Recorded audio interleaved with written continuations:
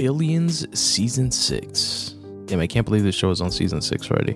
I'm pretty sure I've spoken about it in the past here in the podcast, and apologies if I have and if this piece is redundant, but I found this show. It was on my radar because it's like within the finance space, which is, as a lot of you guys know, I work in finance and have for over a decade. So it's like within my wheelhouse of like interests, and I wanted to see it, but like never got around to it. And back during one of my trips to India, which I definitely spoke about here in the podcast, I think I dedicated like several episodes to my trips to India, which were business related. I was on this flight that's like the first leg of it was like 13 or 14 hours long. And, you know, I'm scrolling through the options of like things to watch, and there's like a ton of movies and TV shows. And I'm like really loving this like setup and like this personal space and like business class. I see that Billions is an option to watch. And I'm like, oh shit, what a better time than now. Let me, you know, watch the first episode. No lie, I finished the entire first season on that trip. I saw, I want to say probably like 6, maybe 7 episodes straight on my way to India. And I finished off the season on the way back. Like I probably watched 4 or 5 episodes or 3 or 4 episodes straight.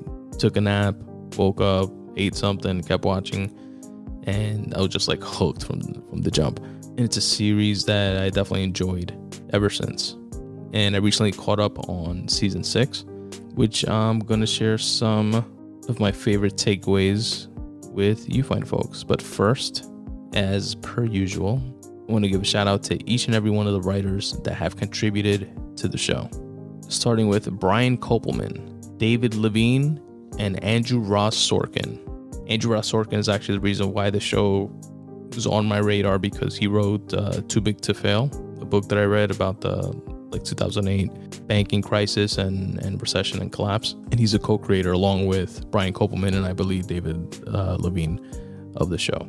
Moving on to Alice O'Neill, Emily Hornsby, Adam Perlman, Matthew Ross Fennell, Randall Green, Wes Taylor, Jamie Chan, Stephanie Mickes, Leo Sigerson, Willie Reel, Wes Jones, Beth Schachter, Eli Addy, Theo Travers, Heidi Schreck, Brian Chamberlain, Lenore Zion, Peter Blake, Young Il Kim, that's a dope name, Michael Russell Gunn, and Ben Mesrick. Shout out to each and every one of the writers of Billions that have contributed to the show. And here's the official synopsis for season 6. As Mike Prince takes his place on the Axe Capital throne, he's determined to change the game. And new money means no mercy. Meanwhile, Chuck Rhodes is convinced no one should have that much wealth or that much power. With Prince firmly in Chuck's crosshairs, forces will be rallied and scores will be settled. And as all the players seek out new alliances, only one thing's for certain: wealth means war. And that does a pretty good job of detailing the theme of the season. Bobby Axelrod, which is played by Damian Lewis and the main character of the show, has a bit of a hiatus this season, or at least for most of the season. He's involved in the first few episodes, the first episode or two. Then we don't hear from him. He's supposedly in hiding and avoiding being arrested. But then this new character, Mike Prince, which we had seen in a previous season or two, played by Corey Stahl, is this other billionaire character in the series that has pretty much taken over a business rival of his, which was Bobby Axelrod's character. Chuck Rhodes is the other main character, or another main character, played by Paul Giamatti, and he's the Attorney General of New York. And he's the one mainly driving the theme of highlighting the wealth inequality and gross inequities between the mighty, rich, and powerful and everyone else. And as usual, as in all other seasons, there's a lot of game theory-esque type of angling going on with all different characters throughout the season, where akin to the like finance game and the legal realm, regulatory realm that overlaps with it. It's really cutthroat and people are trying to get over on each other. to increase the likelihood of their success in, whatever it is that they're looking to achieve, usually financial gain, power, etc. But aside from that, there was like a bunch of dope takeaways from this season that I jotted down in no particular order, but just wanted to highlight. First up being Chuck's relationship with his father, Chuck Rhodes Sr., played by Jeffrey Demon. And his father has it's like a tough love type of character towards his son. And Chuck is like always seeking his approval and admiration, but never really getting it. And his father believes that he's always like the smartest guy in the room. At least that's how his character is portrayed for the most part. There was a great scene with Bobby Axelrod's character, it's probably like in episode 1 or 2, where Chuck is interrogating or like sitting down with Wag's character, Mike Wagner, played by David Costabile. He's my favorite character, by the way, of the series. A lot of dope characters actually in this series, but I like Wags a lot. So there's a scene where Chuck is like interrogating him and like trying to get him to dime out Bobby Axelrod, and then Bobby Axelrod just like walks in and excuses Wags, and he interrupts the whole thing, and then there's like this huge back and forth between Chuck and Bobby, and it's just dope dialogue back and forth. It's like a tennis match. It's like dope and witty, and something that I love in this show, and this is definitely a testament to the writing, there's like so many references, like so much so that it's like a bit on the nose sometimes. It's like every other sentence is like a reference to something. But I love how, like, I can't tell you how many times I pause to like look up what the hell is that reference? Like, what are they talking about? There's like so many, and there's like so many that I just like let go, and I'm like, I'm not gonna look that one up. But I really like that about the show. It like adds like a cool layer to the dialogue, and it's just like, from a writing perspective, it's like an interesting tool to use to like help layer your writing and like get certain points across. I thought it was hilarious how Wags gets, I had forgotten, it's been like 6 seasons, there was this character that Wags had some sort of issue with in the past, which when I saw him I remembered, but I forgot what the issue was. But Wags got revenge on that guy by getting with his daughter, and like he went to like meet, quote unquote, meet the father for the first time, but he knew who it was, who he was expecting, and he just did that to like get back at the guy, but wound up actually like staying with the daughter. I thought that was hilarious. And what's crazy about the season is that Chuck finally got Bobby Axelrod. He got him on actual charges to like lock him up, and Bobby Axelrod wound up selling the company and disappearing, selling the company for like pennies on the dollar for a couple billion, and disappeared to Russia. I think it was Russia. So I'm really interested to see how, Mike Prince is the one that like bought up Bobby and like gave him that out by backstabbing Chuck, who he was working with behind the scenes and helped, corner and get Bobby to like make the mistake that he made, the legal regulatory mistakes that he made, to actually allow Chuck to finally have enough to like arrest and indict him. Excuse me. And then he fucked Chuck over, like Prince did, because of the financial opportunity of buying Bobby's company, which he did. So it sucks because he finally got him. Chuck did finally got Bobby, but he still got away. And it was a dope, ruthless line that Mike Prince had to Chuck when Chuck was like, "Yo, you fucking stabbed me in the back." Like we were partners in something, with this mutual goal of getting Bobby Axelrod behind bars. And Mike Prince was like, "I was never in your ranks, Chuck. I was never in lockstep with you. We just had a similar problem for a while." Then what else happened? Notable here, Dollar Bill and Maffei, which is a favorite character of mine because I really like Dan Soder, the comic, and just Maffei's character is cool.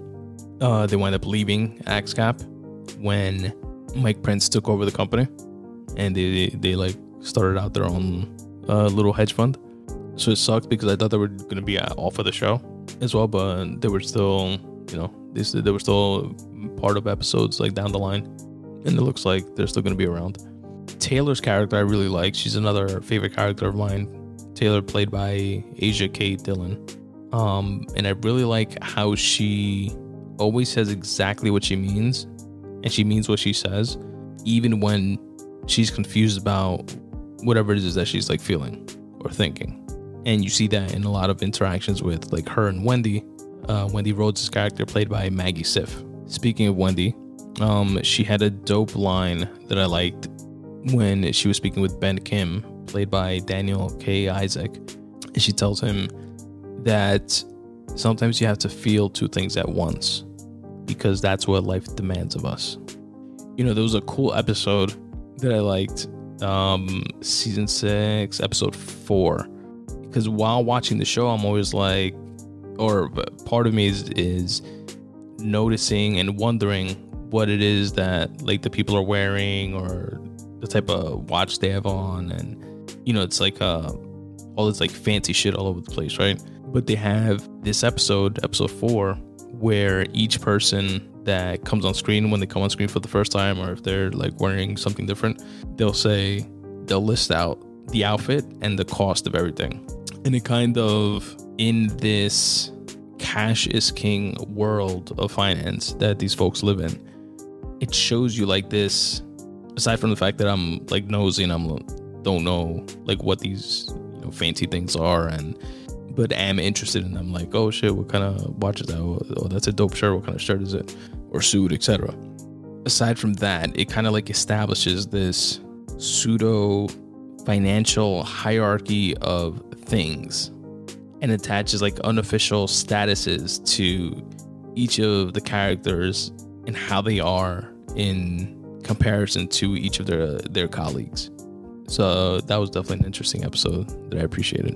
And it was everything. It wasn't just the outfits and accessories that folks had on, but like things that were in scenes. Like there was a scene where Michael Prince is pitching the mayor of New York on this stadium idea in Manhattan where they can help build to try to lure the 2028 Olympic Games to come to New York City. And instead of like drawn out plans or like a PowerPoint deck, he has Oculus Rift, whatever, the VR Oculus thing. And he has a couple of those and shows them air in VR, like what the stadium will look like, and, you know, try to like immerse them within the experience. And in this episode, it tells you like how much the Oculus Rift costs and like stuff like that. So it was cool. And how much like the whole presentation and like the charcuterie board that was on the table in the conference room that day, like things like that. I don't know. I just found it interesting. There was a line that Wendy told Kate Sacker's character, played by Condola Rashad, which resonated with me, which was that sometimes staying too long is a bigger risk than leaving too soon. And she underscored that by stating that it's never the right time to make a change. That's definitely a dope line. Let me say that again. Sometimes staying too long is a bigger risk than leaving too soon. It's never the right time to make a change. That's definitely true. And this next note, I started writing and then wound up eating my words in a future scene. But I liked that there was this character, Senator Tharp, that wasn't made a pushover like all the rest of the politicians, and that he didn't flip on Chuck and his loyalty to Chuck as fast as like all the other politicians that Michael Prince targeted, which just seemed like comically convenient and like, I don't want to say lazy from a writing perspective, because it's like not realistic to have, you know, 30 different episodes of dedicated to each assembly member that you had to like bribe and convince to like flip their vote or whatever. But just seemed like everyone was like so easily like bought and like pushed over, which kind of underscores the whole corrupt politician theme. But yeah, it's like a little on the nose. Anyway, I like that this one character, he was like loyal to Chuck no matter what, and it kind of like made sense to me. It was like, everybody can't flip, you know what I mean? It's like that doesn't make sense. Like there has to be some, you know, even if it's a minority of folks, but then have a certain level of integrity where, you know, they can't be bought, or in like the position like this person, which is like a much older politician. Like I would think someone that felt as strongly as he did about, you know, his like loyalty towards Chuck would have just said, you know what, fuck it, if you want to primary me in the next election, you know, I've been a senator for 20, 30 years, whatever the fuck it is. You know, I'm ready to retire anyway, so fuck it. I'm going to ride with my guy Chuck. You know what I mean? Like, that's what I expected. And I was happy to see that loyalty at first. But then he wound up caving and, you know, giving in to Mike Pence as well. So, what a shame. I did like a line that same politician's character had to Mike Pence when Mike Pence was trying to like woo him and he was like dancing around like the subject. He cuts him off and he says, "Bottom line it for me, city boy." I like that. Bottom line it for me. Like, cut the shit. Just get to the bottom line. Tell me what it is that you want. Bottom line it for me. I like that. And the last thing that I'll say about Billions season 6 is my guy Roger Clark was in it from New York 1, which is really dope. And I like how a lot of shows, especially like obviously New York based, like shows or movies, like they'll have like newscasters and stuff like that. And I feel like it adds like a layer of realism to it and like authenticity to the show. And I realized that it's also something that only New Yorkers that specifically watch, even another layer that specifically watch New York 1 would get. And it was just like a scene where they were outside and there was some like news cameras and stuff like that. And Roger Clark from New York 1 was standing there in front of a camera. Like the scene was just like panning by it. So you see Roger Clark there, like amongst a group of people and other journalists and stuff covering something that's going on. And, you know, me as someone that watches New York 1, I'm like, oh shit, look, Roger Clark. And, you know, the show does take place in New York, obviously. And it's just like a dope touch, I felt. And I thought that was really cool to see. And it always makes me wonder. I wonder how much like those folks who get paid to do those like side gigs and movie roles and things like that. Must be cool for them too. But yeah, that is my little recap and review of Billions season 6, available now on Showtime for your viewing pleasure. I highly recommend it. Dope show to get into if you haven't already. Billions season 6. Check it out.